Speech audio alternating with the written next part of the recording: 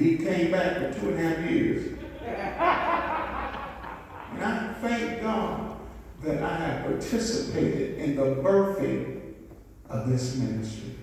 This church ain't Pastor Jimmy Allen Thomas church. No. It ain't none of our church. This is God's church. Yeah. I want to make that clear. Am I making sense? Yes, sir. And we have to be careful how we handle God's church. Thank you. Y'all listen? Yes, sir. And we're getting ready to call the points of agenda, but I want to say this. The Bible says, I didn't say that, touch not my anointing and do my prophet. Yes, sir. Oh, yes. The Bible said that. Yes, sir. And I want everybody to know. Yes, sir. I served 20-some years under Bishop Shepherd Little. I did not agree with everything he did. I got some members don't agree with me. You know what? I agree with them either. But you know what? We still have a church. We still loving God. Everybody has their thing. Amen. Somebody said, I don't like the yellow light. I want the brighter light. You know, it's always a difference with somebody's opinions. Amen. But the church ain't ran on nobody's opinion. And I'm going to say something, Brother Pastor. It's really not ran really on the bylaws and the Constitution. It's really ran on the Bible. Because if we don't go by the Bible, we ain't going by the bylaws or the Constitution. Am I making sense? And the first thing we have to do is love one another. Amen. Amen. Now, at this time, I think he's covered everything up to 7 o'clock. The questions and answers based on the letter received the date of October the 18th. Am I right, Brother Pastor? Yes, sir. Yes, sir. And we did the roll call, we did the open statement. Now, the letter, do they have that in their packet? They have that in their packet. Can we have somebody read the letter dated October the 18th, 2020? Mr. Moderator, It's not in the packet? Is a letter present? but they mailed it to you. They mailed it to the membership. So they've had almost a week to kind of. I think everybody has. How many people have received the letter? You received the letter. And the letter, and this is a time for us to review that letter. That letter is very critical to this meeting. Now, does anyone have any questions regarding the letter? Or anyone didn't see the letter that's here? Everybody seen the letter. You didn't see the letter? You never got the letter. Do we have any extra letters? Here, brother, if you can come forward and receive the letter. Now, do anyone have any questions concerning the letter that was sent to Pastor Jimmy Allen Thomas? Anyone has any questions regarding that particular letter? Mr. Moderator, as of the date, I haven't received a copy of the letter. So the letter was not sent to you, excuse me, correction. The letter was sent to the membership. That's correct. Not all the membership. Not all of them. Not all, 'Cause I didn't certain get it. members. Yeah, I didn't get one You either. didn't get a letter? No. So the pastor never received the letter. Am I correct? That's correct. And anytime it's a question regarding or communication with the membership, only person is authorized to do that is the pastor. Amen. Amen. You read in the bylaws, the pastor only one can call a church meeting. And the communication with the pastor, the letter should have went to the pastor first. Amen. So that is an error and protocol and reflection of church constitution. Amen.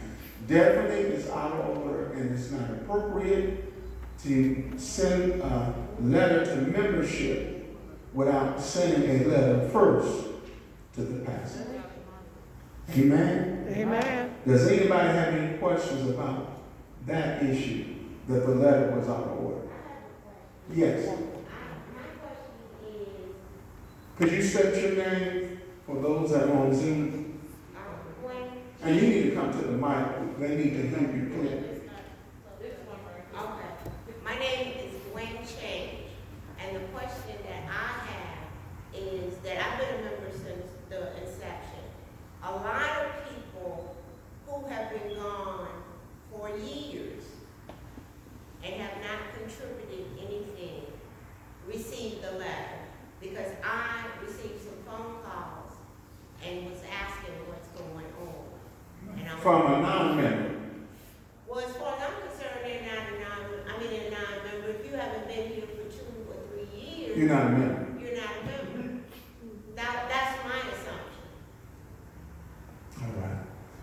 And that's another issue. You're sending letters to non-members, and the first of all, the letter is not authorized with any authority. And I'm gonna tell you, when you do things like that, that can become a legal issue. Do you understand? I want to make that point clear, then I'll let you speak. Anytime you send a letter out and you are out of order, that could end up in litigation when you're dealing with church issues. Yes. At what point do you become a non-member? What qualifies you as a non-member? When your lack of attendance and a lack of financial support to the ministry. And are you notified that you are no longer a member? Because That is protocol. Yes, a letter should be given to you that you're not an active member. Brother Pastor, could you review that for them, the difference between inactive and active members and how that actually rolls out? You remember, beloved, back in June, we were visiting the bylaws. And we were looking at, and we talked about some amendments that need to be made to the bylaws. That was back June, but the bylaws originally, up until then, had not been touched since the inception of this ministry in 2009. And so we did amend some things, and those amendments are in your excerpt sheet. Excuse me, Pastor. Those on Zoom, can you hear Pastor? They said yes. Okay. They said yes.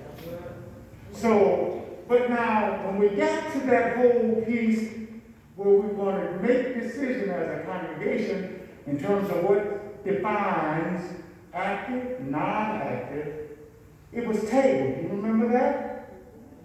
It was tabled because we said the proposal was that if we haven't heard from a willing and able-bodied person in 1 quarter, 3 months, then that shows some sense of inactivity. That person's connection group leader will reach out to them, see if they're okay.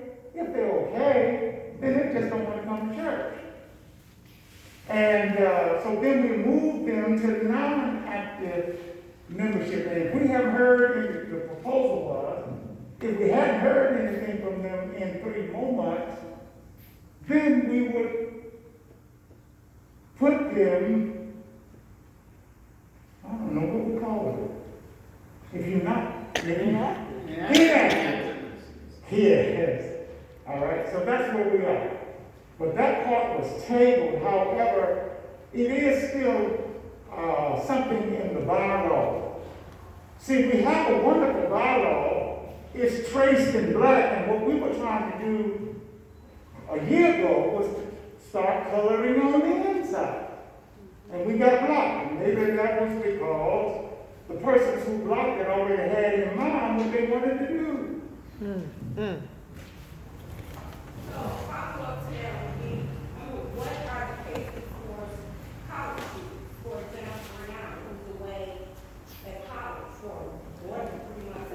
platter. So there is a category that we deal with people who are in college, people who are on military leave as well. Right, that's But we never were able to get to that.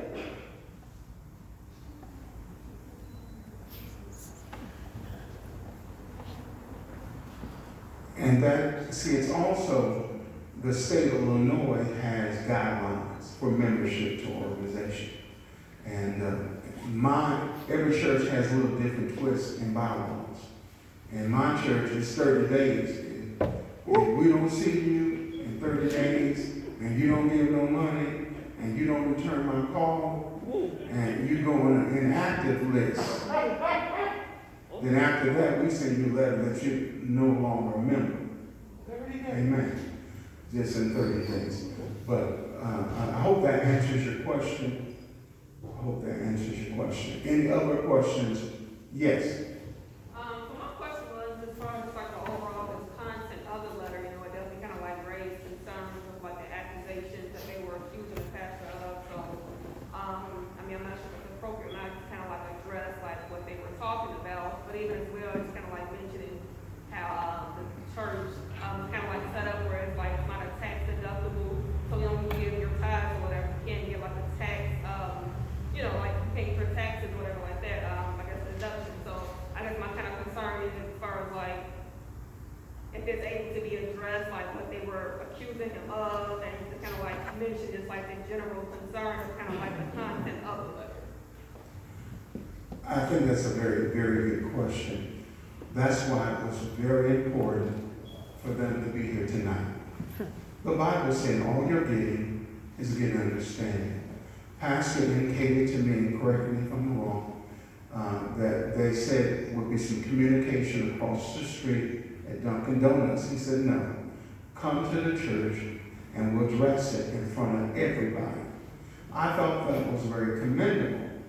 He said, we can talk about it. Let's find out what the issue is. And it's kind of concerning when you don't come, when you have opportunity for everybody to hear. Amen? Amen. One thing I learned about issues is always 2 sides to every story. 3. That's right. And sometimes 4 and more. But the important thing is that we need to be honest. We don't need to be shrewd in church. We need to be open, clear, no gray areas. If it's an issue that you can send letters to members and don't send the pastor one, and then we need to go to the church and make it open there, since you already did that. I think that would be fair. Yes. So none of those who signed the letter. I can't. No one who signed the letter, they're not on Zoom or anything like that. They didn't send a Are they on Zoom? or a letter. They're not on Zoom. Now, Well, Mr. Burbank. Now they could have made a call indicating that they wanted to come on Zoom. But I think that if we are going to endanger ourselves by coming out, me coming out, then at least the accusers ought to come out. Wait, are you saying they said they would meet on Zoom? No, I'm not. No, I'm not. There was no response from them. The Bible said let everything be done decently in order. The way in order, it should have been a response. And that they should have came and voiced properly their concern that they sent in a letter. First of all, it should have been a letter. That should have been. That was not proper. And I'm telling you, that's a serious thing to do. It's serious naturally, and it's serious spiritually. It's just some things you just don't disrespect authority and the bylaws and the constitution of the church. And it's very important to go by the rules and the regulations of the church. Now, but the pastor did, yes, thank you. There was a Facebook post by someone who's leading this charge, and the post was kind of ambiguous speaking of wrongdoing and what have you. And I replied to that, if someone is accused and you're asking the jury to side with you, shouldn't the jury hear both sides? Yes. And the response was to me that whoever they were, and the person, I know the person who said it, but I'm just saying, the person that's behind them, all of the people that's. Can you hear her on Zoom? Can you hear her? I speak kind of loud, so you should. No, they can't, you need to come, they can't hear you. And it's important for everybody to hear what's going on. I'll just try to make my voice. No, come to the mic. Can you come to the mic? Or hand her the mic? Because they need to hear on Zoom also. Well, it's a wireless mic. Testing, I don't think Push so. the button. Oh, push the button. Oh, you can take mine. There you go, see if so. Okay. Yes, it's on. Okay, so what I said, if you didn't hear, was there was a post on Facebook by a minister here. And the post was very, yeah. Name the, I think we Angela. name these people because Angela. they called out our pastor. Correct. By name, so I believe we should be naming these people. Okay, I just said it, Angela. Angela posted on Facebook, a very ambiguous statement, and it was about, you know, she tried to put a little Bible in it, but it was about this whole situation, okay? And she was calling for people to make their vote. And at first it sounded like it was voting for the president, but it wasn't. It was voting to remove the pastor or not. And I replied that if someone is accused of a crime, that the jury should hear both sides, and we as the congregation would be that jury. Yes, yes. And I was told via Facebook in response that her ministerial staff had already spoken to the pastor, and that what I was talking about was me speaking to my pastor. And I was speaking as a jury, that everybody should be able to hear both sides, not just get a letter from one side, whether you spoke to the pastor or not, I'm meaning the other side, whether they spoke to him or not, for them to make a judgment on our behalf is improper, Yes. right? Yes. So I'm an adult. I can make a decision on my own. So you can't send me a letter and then tell me, well, you've done your due diligence and I need to make a decision and vote across the street. And I said, no, I need to hear what my pastor has to say. Yes. And then I'll make an educated decision. And at that point, I told her it would never be to remove the founder of the church. Yeah. I said, my decision would be to remove myself. Mm. Because Yes. if I'm not There happy, you go. if something here is disparaging to me, Then leave. then I need to leave. Yeah.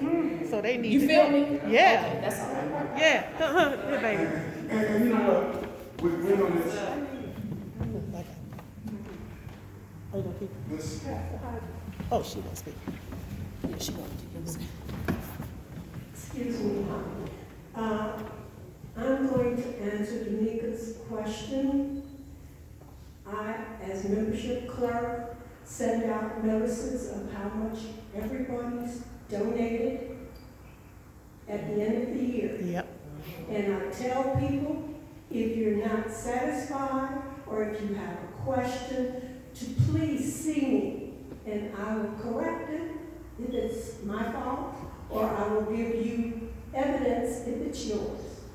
Now, if anybody has anything else to say about it, just see me, that's all. Yeah. and then also, we have to understand this. When you start attacking a person, that's serious. Their integrity, and not even give them why you're attacking. That is a serious issue.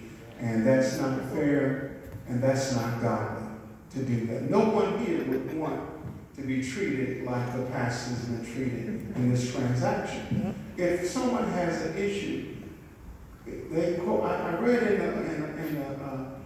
that, you know, they quoted the scripture. You go to that brother, you have an officer brother. You go to that brother. You don't send a letter to go to church. Even Jesus had a chance to face his And then persecutors. you go, and then when you have to respect each other and deal with a man of God as a man of God. And that's very, very good. Anyone else? And we'll entertain two more people, then we'll move on. Okay, several months ago, and the months are really long for me because my mom's been ill, I ran into a young lady who used to go here. And she was asked to leave. Her membership was revoked. And as we're in the grocery store talking, she said, "Can we have lunch?" I said, "Sure." So we exchanged numbers. Then she started calling my cell phone at night, telling me about the letter. And I was kind of tuning her out. And then she mentioned that the church didn't allow her to present her side. And I said, well, there's something more to this. I'm not going to get in the middle of drama because I'm grown. I didn't like drama in high school, and I don't like drama at my place of work. The pastor knows I don't like drama. She kept calling. Then she started divulging some personal information. And I asked her simply, "How do you know this?" "Well, so-and-so told me." Now, if you guys want me to say who so-and-so was, she said they're one of the twins. And I've got some Christian friends that I've known for 20-something years plus. We were having lunch and I related what this so-called Christian woman was saying.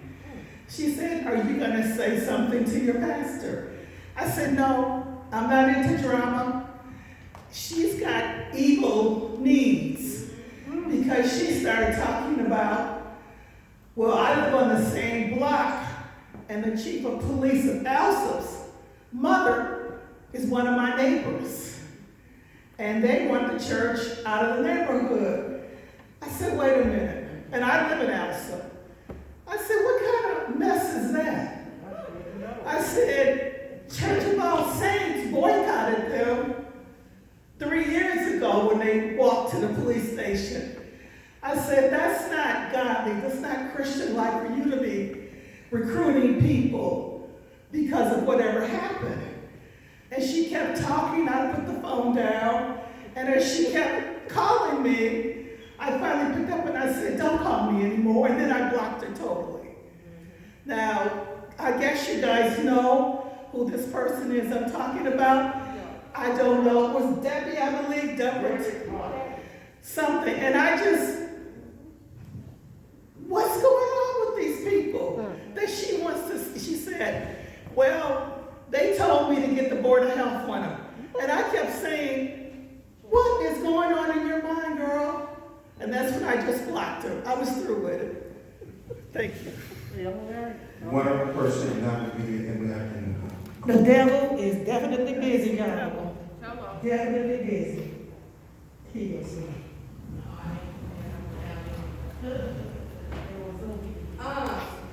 This is more so a comment about the reason why they may not be here. I don't know how many of y'all prayed multiple times before coming here tonight, but prior to me and Sean even walking through the doors of the church, we sat in the parking lot and prayed. And one of the prayers that I have been praying since I received the letter was that the Lord does not allow for the enemy to walk through these doors. And if he was to walk through these doors, to let his feet burn and let his, make him run out of here. And if the enemy was to come in here and his feet was burning and he decided to stay, that the Lord show us who the enemy is and who the snake is. I really believed in my prayers over the last couple of days, and I'm sure many of you probably prayed something similar, is that's the reason why they're not here. They know what they did was wrong, and they don't want to face those of us who know what they did was wrong. And that's how I feel about it. I feel like, it's a sign from the Lord that it is what it is. And personally, at this point, I just feel like they didn't show up. It's all null and void in my head. It's like, well, this is kind of pointless at this point because know what their real agenda was. Now, had they come and tried to, give us their side, then maybe we would have something to vote on. But at this point, I don't feel like we even have anything to vote on. But see, listen, Donna, what the critical thing is this. See, a root of bitterness has been planted, and many will be defiled. Somebody believed that. You see my point? It's some mature people in this room, godly, spiritual people. But everybody in the church is not like that. And that's the sad thing, that somebody will get turned off and don't come back to nobody's church from foolishness like this. And the point that I just want to commend everyone that's here is got a right spirit. Because when you do stuff like this, it's not good for you. I had somebody get smart with me at the church. And they left off my office and dropped dead. Oh, Jesus. I'm not saying that prophesying on nobody. Don't think that the preacher said. I'm just telling you what I had another one was Fisher was talking about. 2 weeks later, they were dead. It scared me. But the point I'm saying is this, that I rose to say this. Everybody repeat after me, after this. After this. After this, God will bless this church. Because see, the devil is a lie. That's a sign that God did ready to move. And I'm telling everybody that's on Zoom, everybody's in this room, you better buy in the ship. Because God did ready to bless you, Zion. The gates of hell can't prevail against the church. Ain't no lie, no gossip, none of that can stop this church. That's right. It was tried. The devil tried to avoid New Zion in the beginning. Didn't get him then. Didn't get it to church then. Ain't gonna get him now. But I see in my spiritual eye, when these doors are opening back, God's gonna open the floodgate. And the devil see that, trying to discourage the pastor. The pastor just is not well himself. The devil knows how to attack you when you're around the Lord. I said it. He busy. Y'all can tell that I ain't scared of the devil. Hello. Anybody don't want to be here, need to get on up out of here. It's a terrible thing to be planting seeds of discord at a church. It's not good for you. Now, brother pastor, as a brother to you, the issue of the people that are not happy needs to be addressed. They need to be addressed. The sister here said, if they don't want to be here and don't respect the leader, they need to get going. Hello. Go ahead. Hello? Leave. This ain't no church. You know, okay. That's many more. We want them to be happy, and we want New Zion to be happy. That's right. Amen. Young man, is you still raising? Come on down to hurry up.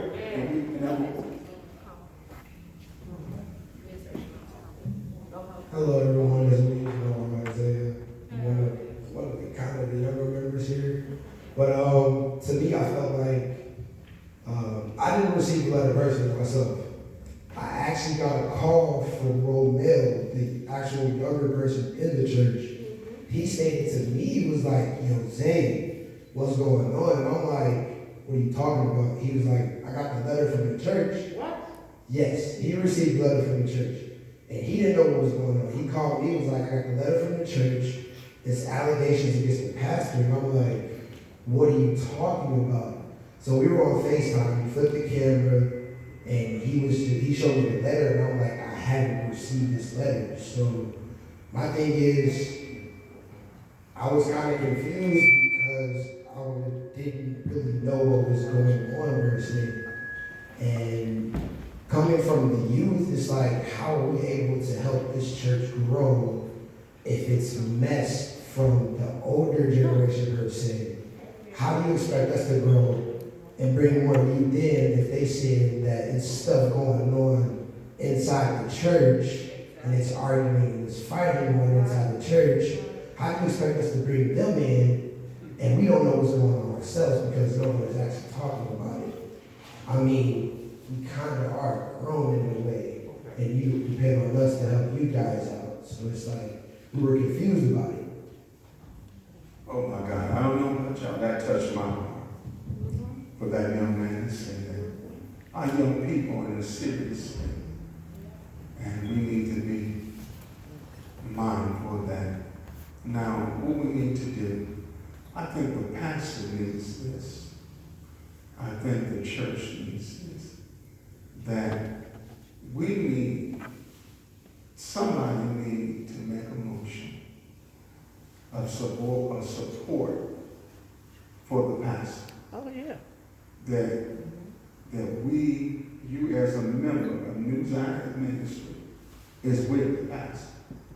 On Zoom, it goes up here.